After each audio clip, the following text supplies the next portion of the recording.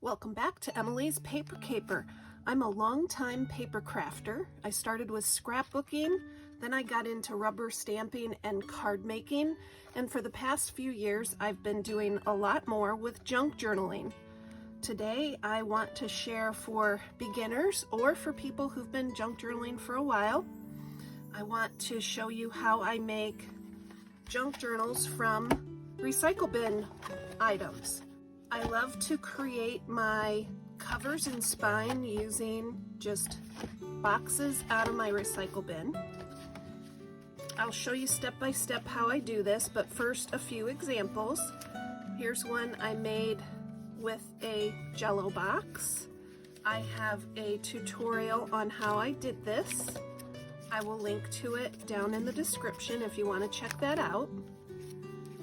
Here's another one I did with a gelatin box.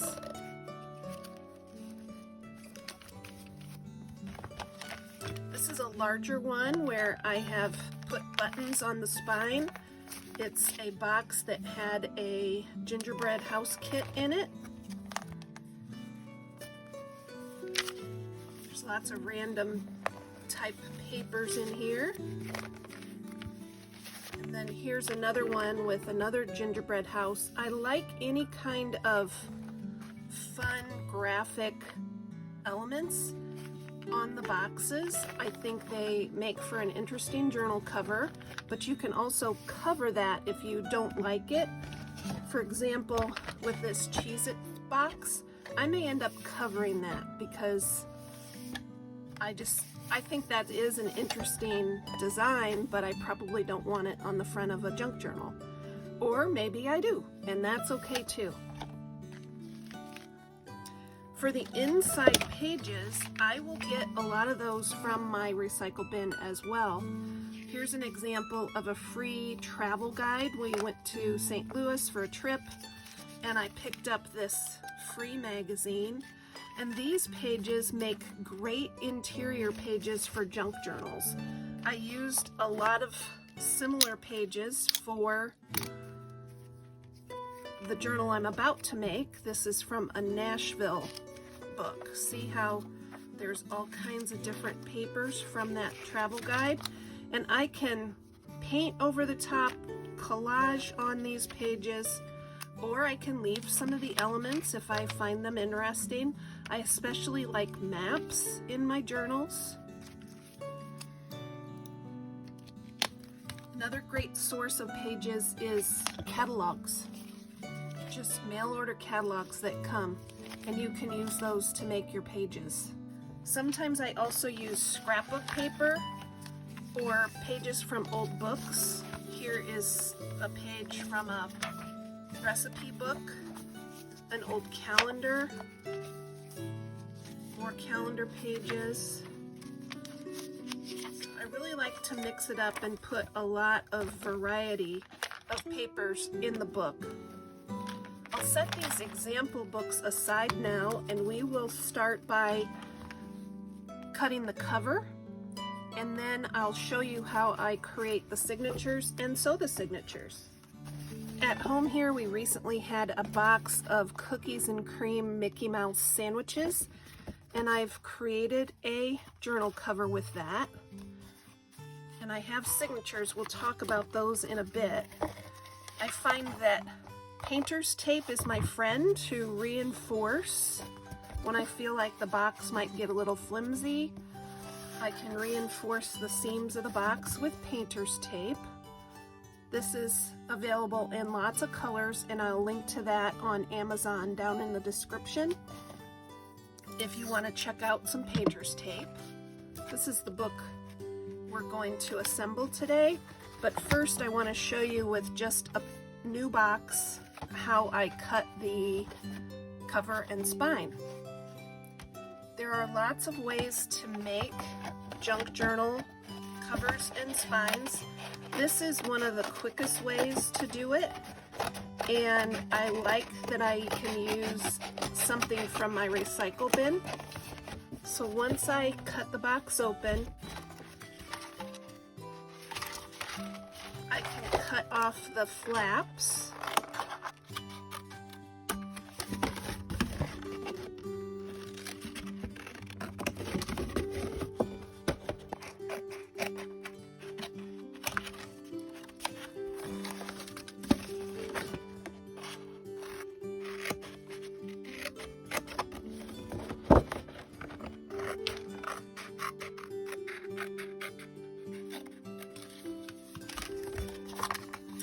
voila, there is your front cover, spine, and back cover. Now if you're a very exacting person that likes neat, clean edges, you can go in with a straight edge and trim up those edges and make them flawless. You can cover it with fabric or other papers, you could paint on it, whatever you want. The next thing I do, and I might do this before I pick the covers, is I measure the cover. This one is about 6 inches wide by 8 1/4 tall. So I know about what size to make my interior pages. We're gonna shift now to the book that I've already prepared, and I'll show you how I prepared these signatures. The dimensions of the cover are about 4 1/4 by 6 1/2. So depending on what your desire for your book is, you can make your pages exactly that size if you want. What I did was I nested a bunch of papers together, just a wide variety of papers. Most of them are from travel journals. There's also some newsprint from Mad Libs. And then after I got those assembled, I asked my husband to use a guillotine paper cutter to cut these to be the same dimensions as my covers. So these are 4 1/4 wide by 6 1/4 high, and they will fit nicely right inside that journal. I tend to really stuff my journals full, so I have a pretty wide spine here, and I will have 3 signatures. And there's going to be plenty of room to stuff things in there and embellish on all the pages. How do I make the lines to know where to sew the signatures? I grab a piece of scrap paper and I cut it to fit in the spine. And I want the signatures to be evenly spaced. Now I could measure this out, but I find that sometimes I still get the measurements a little bit wrong, so it works well to find the center of the spine. Just fold that scratch paper in half. Then fold the edge to the half, the edges to the half, and that's where each signature is going to go on that line. One here, one here, one here. I want to use a 3-hole pamphlet stitch, so I want to divide it. I want the center hole for the pamphlet stitch to be right in the middle, so I'm going to fold it in half to find the center. And then I'm going to fold the top and bottom and meet in the middle. And that shows me exactly where I want the holes.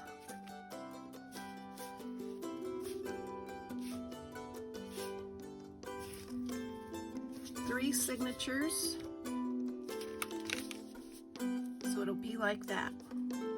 Now a nice thing about painter's tape, it removes easily, so I can place this template right where it needs to go and it's not going to slip. And next we're going to pierce the holes for the sewing of the signatures. First we're going to pierce the holes in the spine itself, and then we'll pierce the holes in the signatures. This is an old tool that has been around our family for a long time. It's an owl, A-W-L. I stamp on old phone books, but I also use old phone books for this step in junk journaling. I'm just going to poke a hole with the owl. I'm going right through the template that I made with scratch paper and the spine.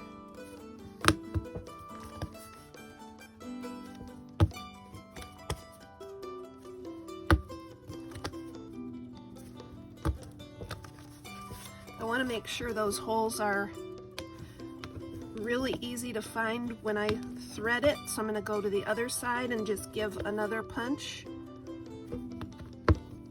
Make those holes a little bit bigger.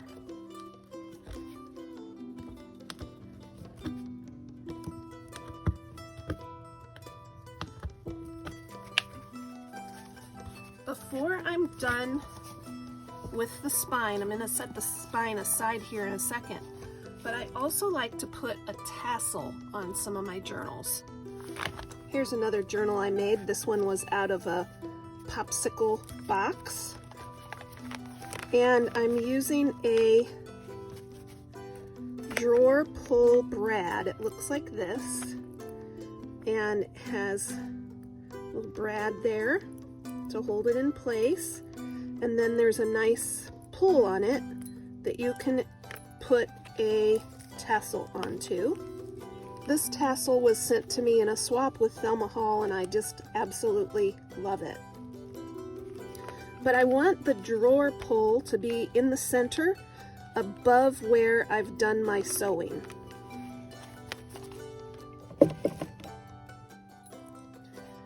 So my top hole is right here, and I want to split the difference here, and I'm just going to eyeball it. It doesn't super matter to me where that is.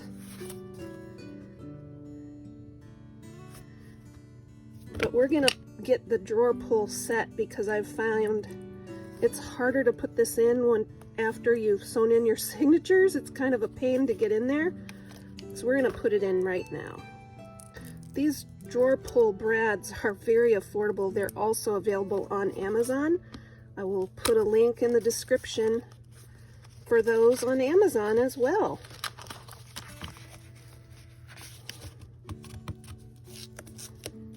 I think they come in sets of like 50.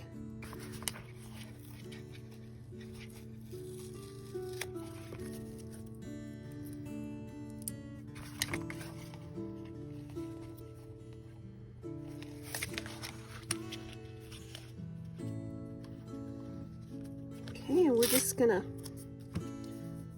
put a piece of painter's tape over that. It'll stay down there nice and flat. I'm going to set my cover aside for now. We're going to direct our attention to poking holes in the signatures. We'll use the same template that we used for the holes in the spine. Binder clips are a really great tool for keeping things in order with your signatures. We want to find the center of the signature, and we're going to put our template in the center of that signature, and then we're going to bind our papers again with the binder clips to hold them steady so that nothing is going to move while we're doing this. And we want to try to get that right through on the fold all the way through the signature. Hopefully you can see that, how the point of the owl came all the way through. We want 3 holes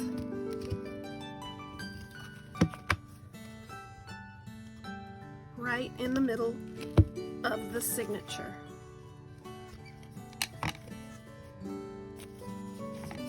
Okay.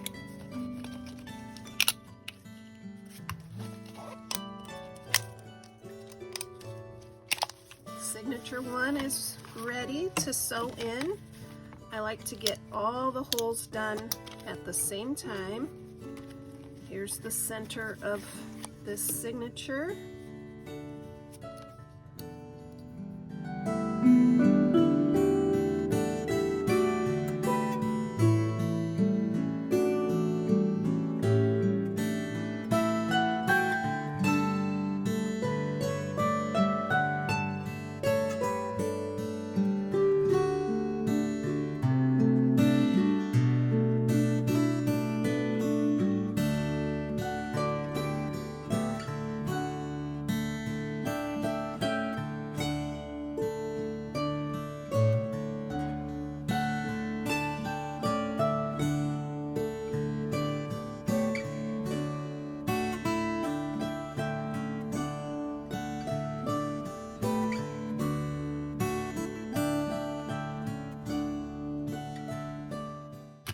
And one more signature. Let's find the center.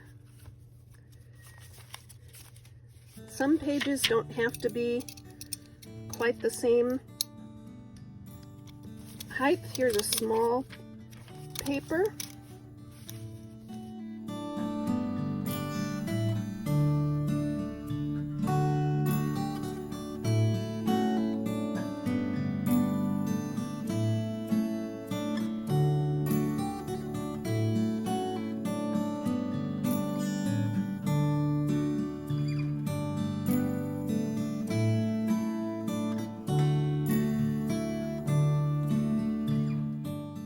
I need to decide the order of my signatures.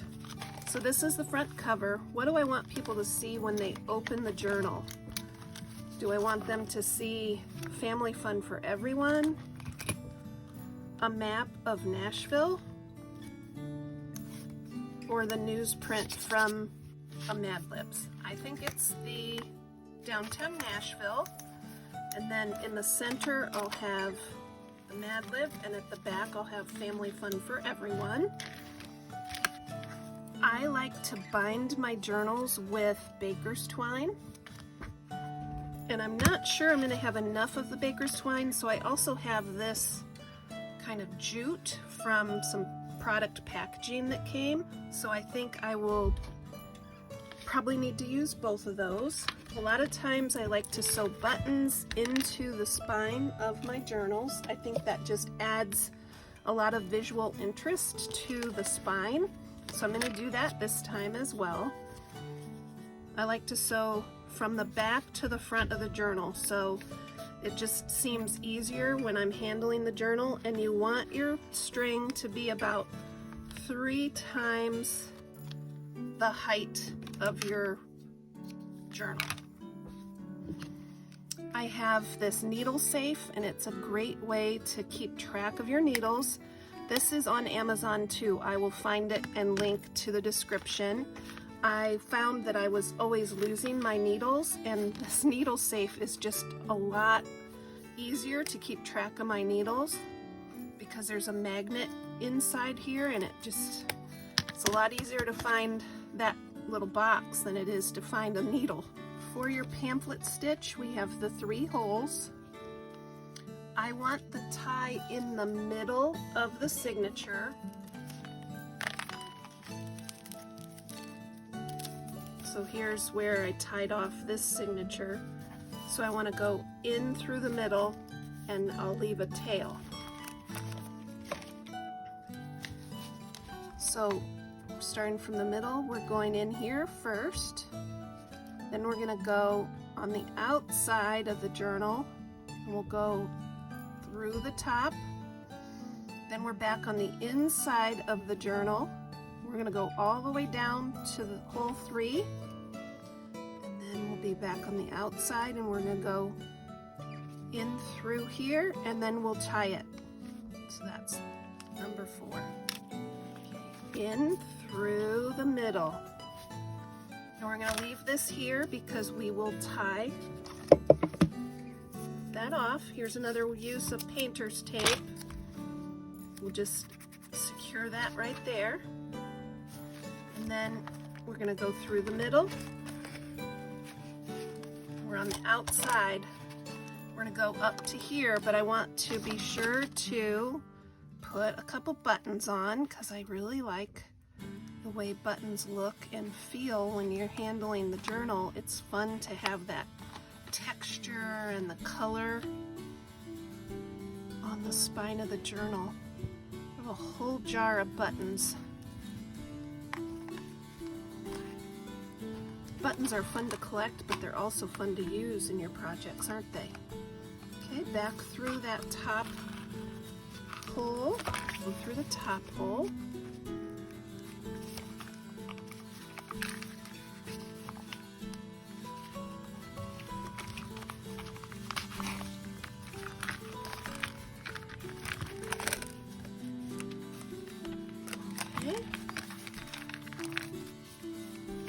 Now all the way here to the bottom.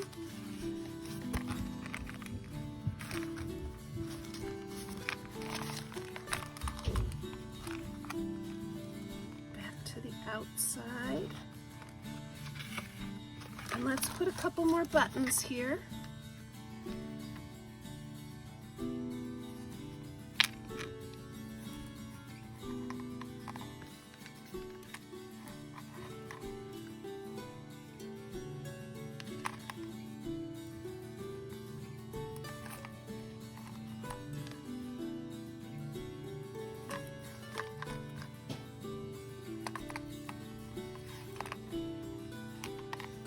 Back through the center.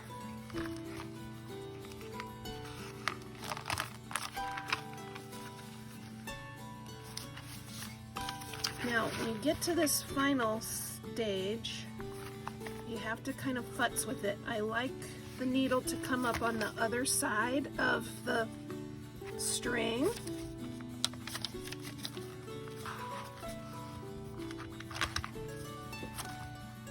And then I like to make sure that everything's nice and tight. See, this is kind of loose. This one's tight. This one's loose. So I've got to tighten something, don't I? Remember, you've got paper here, so you want it to be snug, but you can't just pull super hard. This one's still a little, this side is still a little loose. There we go. Is that better? Nope.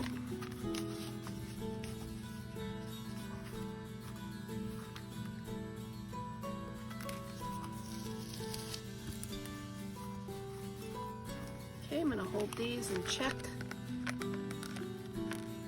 Pretty good. Pretty snug. We're going to tie it right in here.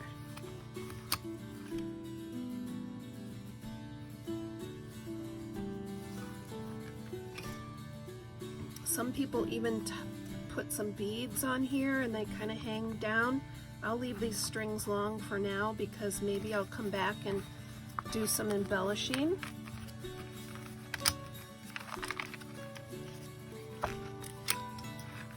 We're going to do the same thing, the same pamphlet stitch for the other two signatures. Then I'll come back and show you the finished book. Here is the completed journal. All three signatures are in there. It's ready for a tassel, which I will make in my next video. I can decorate here, paint, collage on these pages, embellish on top of the pages. Here's this, I can add beads here if I want. There is lots of room in this journal for me to embellish a lot. I do like a chunky journal, and my journals end up being very full, so maybe this time, because I've left plenty of room, maybe this time it won't be quite as chunky. We'll see.